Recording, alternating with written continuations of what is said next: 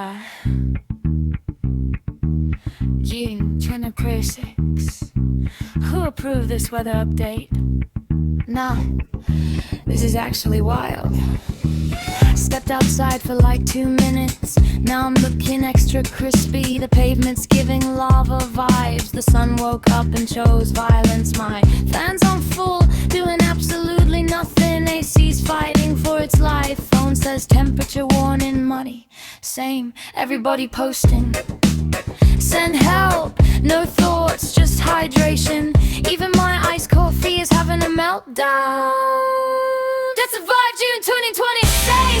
That's actually insane, not gonna lie. Heat wave said, touch some grass. Bro, the grass is cooked. We're all out here running on iced lattes. Good vibes and pure delusion. If I make it to September, that's a massive W. The UK bought fans overnight. Canada's lakes are fully booked. Europe said, this isn't summer, this is premium difficulty.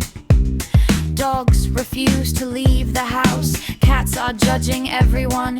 Even the pigeons are like, nah, I'm clocking out. You open the window, it's just hot air. DLC.